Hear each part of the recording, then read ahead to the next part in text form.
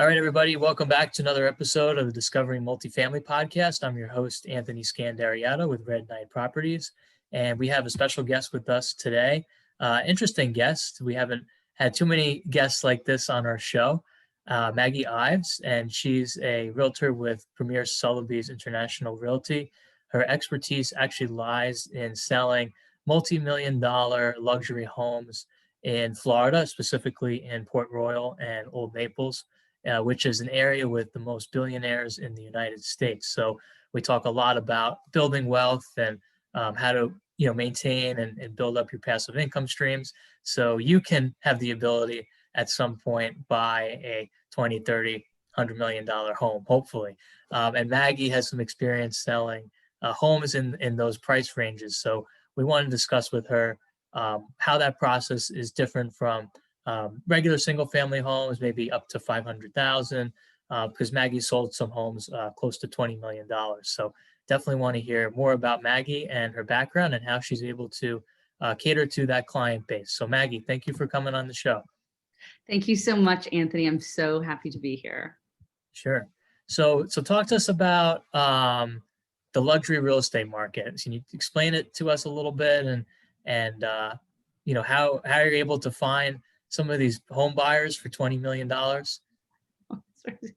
Well, I'm very fortunate because I work right here in Old Naples down on Fifth Avenue with Sotheby's. And so people that are looking for a very safe place to live. It's a very Mayberry feel here. We have the beaches to the right and you can walk everywhere and bike and it's very, very safe. So they're just very attracted here naturally. Plus our taxes in Florida are very good. And so they want to come here. It's sunshine. All of my clients, it's their second, third, or fourth home. So it's just one of their homes in their rotations. So they are naturally attracted to this area. Right. So it's one thing, I guess, being naturally attracted, but then how long does it take to sell a home of that size? Does it take longer than traditionally a couple months, or even when it's right on the market, does it get scooped up if it's a good deal? Like how long does that take? So interestingly, what happens usually is they're away and they reach out to me and they say, this is what we're looking for. It's always about families for my clients. They want a home for their families. It's a vacation home, a second, third home for vacation. So they reach out to me and they just say, this is what we're looking for. And this is a price range. We want to be between 5 and 15 million or 10 and 20 million. We want to be on the beach or on a golf course. And so I immediately start curating properties for them and looking and sending them to them. And then once we get this selection narrowed down to anywhere between 5 and 15, they get on usually a jet and they fly down and I have a car that meets them and a driver and we start and I schedule an entire day for them of looking at homes, lunch, looking at homes, dinner. Sometimes it happens very, very quickly. It would surprise you. And sometimes it takes a year or so. So it just depends. But it's usually on this level, they've been looking for a while and when they're ready to purchase, they're ready to purchase. They're not a lot of looky-loos. So, and they're pretty serious. They're very familiar with properties. Honestly, most of my clients are a lot smarter than I am. So, I mean, they're CEOs and CFOs and billionaires and millionaires, and they've grown businesses to make millions and millions of dollars. So my role is I see the client as the hero and I am the guide and I get them through the process as smoothly as possible. Sure. So. Sure. No, that makes a lot of sense. How do you price? Because I watched some of these shows I'm sure a lot of my audience on HGTV, et cetera. How do you price? Because are a lot of these custom homes or? They're spec homes, they're custom homes, they're different, but I know the market inside and out. I'm right here. I live it. I breathe it.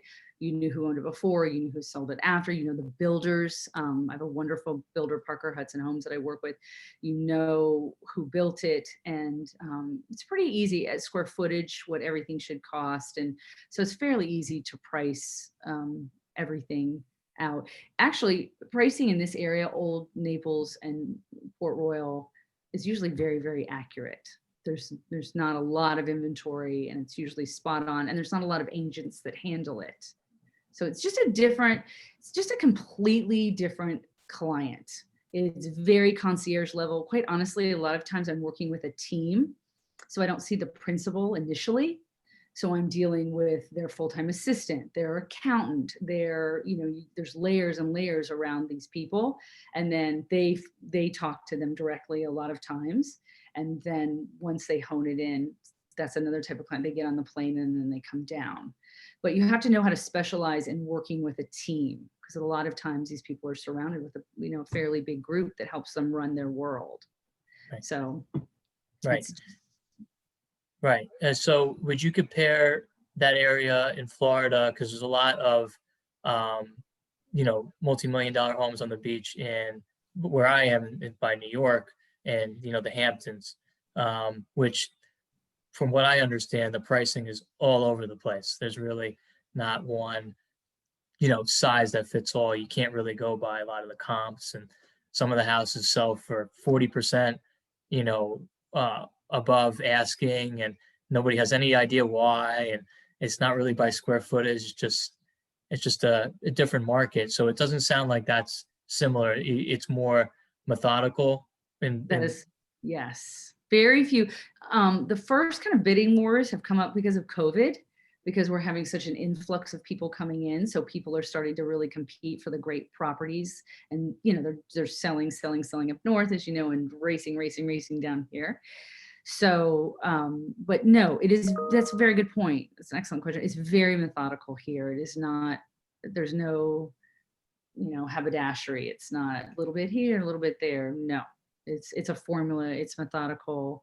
And, yeah, it's conservative down here. It's very old school, conservative, certain way of doing business. A lot of protocol, especially showing the properties, getting into the properties, representing your client.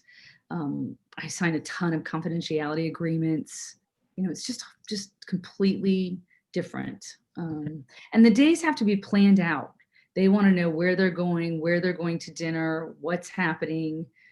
They just haven't been here. They want a tour of the area, and that all has to happen in a car with a driver. Sometimes I have to hire security to go with, these people. And I have a huge team, well, not huge, but a team that I work with, an estate management team, a builder that I work with. I have a partner, James Bates, who does very, very well, and a full-time assistant. So it takes a lot to kind of give them that concierge special feeling to get them where they need to go. And it's interesting. The focus is always families. They want a wonderful place for their kids and their grandkids to come. It's always about the families for them.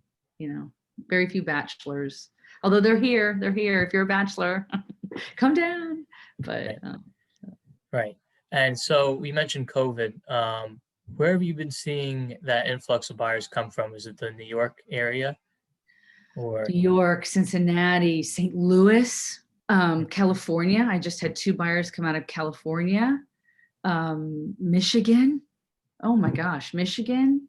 It's Boston, coming down from Boston.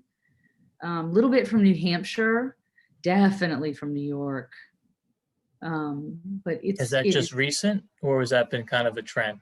It has been completely the trend in the last 3 to 4 months since COVID hit, and everybody started to figure out kind of what was happening, and they were fleeing the cities, and they just were like, we want single family homes. We want to get down there as fast as possible. We want land, we want space, we want sunshine.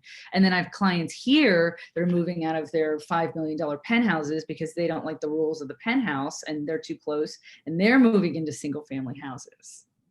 So, but that's fine, because the penthouses that I'm selling, the people from New York are thrilled. They're racing down as fast as they can. And there's a ton of building going on.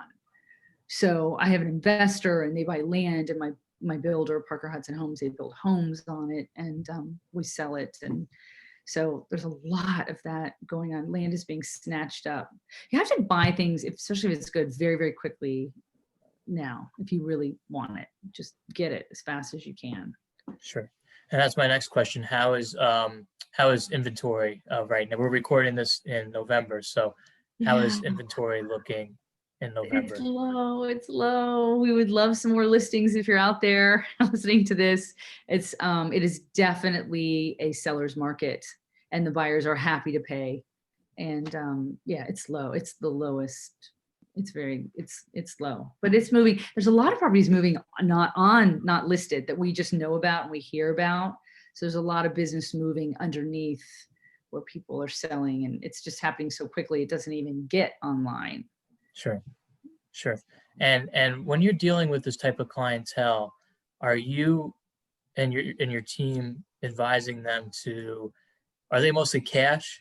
Are they getting traditional mortgages? Or are they getting jumbo mortgages? Or is it all over the place? What have you been seeing? Because it's a That different is a price range. that is a great question. So always it was cash. It was just cash, cash, cash. I mean, 90% cash. So ever since interest rates dropped to Right. 2.5, I mean, I just sold a $7 million house and they financed for $5 million at 2.5 because their advisor said, leave it in the bank, leave it in the investments, just finance. That is happening all the time now, just all the time. It's really fascinating. I still do, of course, have the traditional cash buyers that no matter what their financial guy says, they've always paid cash, they're going to pay cash, and that's it. But we've had a shockingly amount of mortgages. But we do a cash. We say that it's going to be cash, and then they finance on the backside, so it's cash to the seller. So, Got but it. Got it. no. And is that process for the mortgages, do they go through a traditional channel, or do they have, typically they're borrowing against themselves and is it, or you don't It's really get involved in that too much because Well, a it's little bit because no, a little bit. So part of what I do is I'm involved with all of it. So I'm talking to their lawyers. My team's talking to their lawyers, their accountants. Everybody's involved. Honestly, got Quicken Loans. People are getting loans. I for a mean, few and we million have Fine dollars, Mark Quicken Bank Loans. here. Yeah, for Quicken Loans. Oh yeah, it's insane. We have Fine Mark Bank here. That's wonderful. I mean, we have wonderful banking outlets, and they're not borrowing against themselves. They are leaving everything where it is, and they are pulling money like through those channels. Which, yeah, I'm on my 5th Quicken Loan right now. It's insane.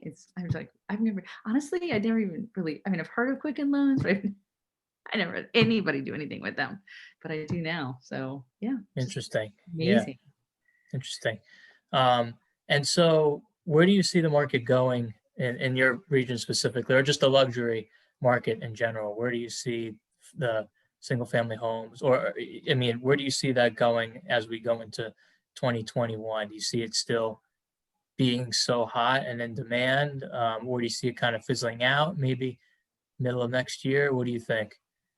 I think we're going to have a 10-year run. I think it is going to be solid and strong for 10 solid years.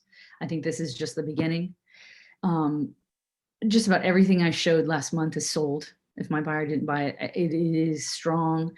Naples is very well managed. It is, I mean, if there's a theft, like the feds come, like it is just so buttoned down. It is so well managed. It's clean. I mean, the beaches are unbelievably clean. We have so much money here. They keep everything perfect. Um, it's it's just a great place. It's very Mayberry. It's very low key. I mean, my millionaires and billionaires, they're in shorts and sneakers, just walking on the street. The restaurants are unbelievable. The shopping is lovely. But you're 2 hours from Miami. I mean, it's just a great little pocket. I was born and raised here, and I've always said it's like a little bubble. We're just in a little bubble here, and we are growing. But let me tell you, they are managing that growth. Collier County, it is no joke. Those people in the city of Naples, like they are on it. These people live and die for it. It's tight. They're really, really on it. So no, I do not see it slowing down at all. That's great. And why do you say 10 years? Do you think it's just cyclical, maybe 10 years cycle? I know, and people talk more about 8 years. It's going to be a 10-year run. It's just, I can just feel it. I don't know. It's just all the people that are 50 will be 60. The 55-year-olds will be 65. The 60-year-olds will be 70. I just feel that 10 years. I just think I'm sorry, I don't have a better answer for you. It's No, just a it's okay. gut instinct being in the market. I think it's going to be a solid 10 years. I do. Mm. It's not And going to stop. you mentioned it's a lot of families in general. What would you say like the average for the principal? What would you say the average age of the principal is that are looking at purchasing these homes? Oh, 55 to 75. 55. I mean, that 55 is pretty young.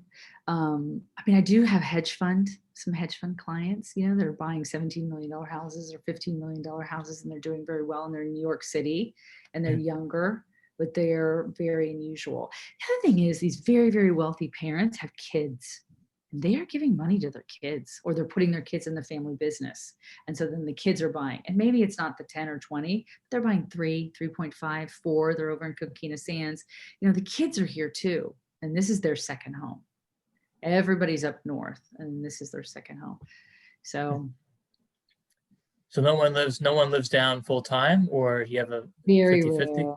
Very, Really? very, very rare. I did estate management for 4 years in Port Royal and Old Naples. And worked for a wonderful builder here, Avern and Allen Builder, and they hired me. Even though they hired me because nobody was living in the homes, and they had to have somebody overseeing them and running them, and that was a wonderful experience. Learning, staging refrigerators and keeping those houses running, and that was a great experience. But no, I have a wonderful client. She has a $40 million home on the water, and she'll be here twice this year for 2 weeks. That's it. Wow. And what do they do the rest of the time? Do they rent it out? And No, they don't rent their homes ever. Oh my God. No. No, no, no. Their homes, no, they have estate managers. So Parker Hudson Homes Estate Management runs all my homes that I sell. They're amazing, but they're very, very concierge, to security, to picking you up at the airport, to booking restaurants, to getting you a pro golfer to play with you, to flying you to Miami, so it's a very, very high level concierge service. These homes are no joke.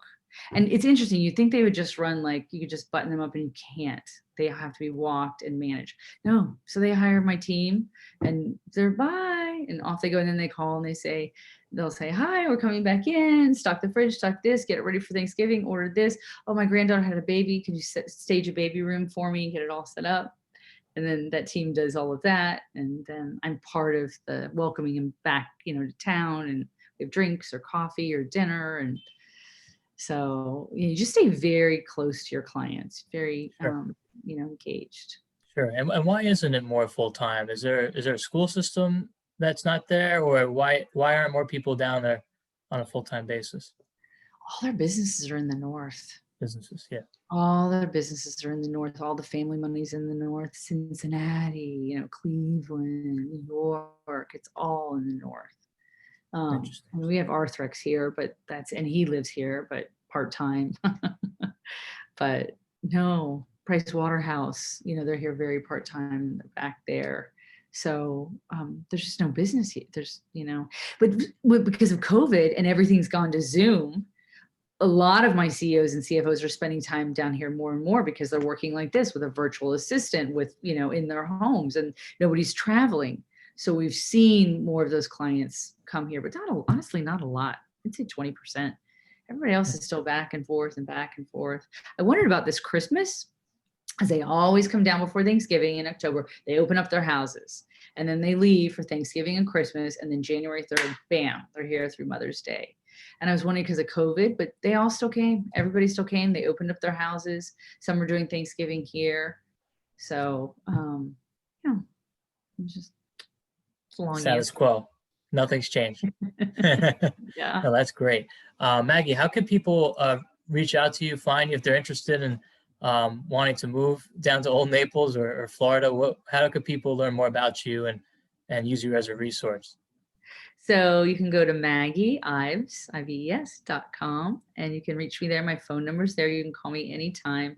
I'm happy to talk to you about anything going on or anything happening in the area. I'm just happy to help in any way. I love it down here. Naples is wonderful, and it's just a great place. So come see us. Awesome. Well, we want to thank Maggie for coming on our show today. We really appreciate her time and hope to have her on again soon in the future. And again, thanks for listening to the Discovering Multifamily podcast. You can reach out to Maggie through her website. We'll have a link to her website in the show notes. If you could do us both a favor, if you could please give us a rating on iTunes and review, that helps iTunes curate the rankings for the show, which helps Maggie get her message and me get our message out to more people. So we really appreciate that, and I want to thank Maggie again for coming on. Thank you, Anthony. Thank you so much. Appreciate it.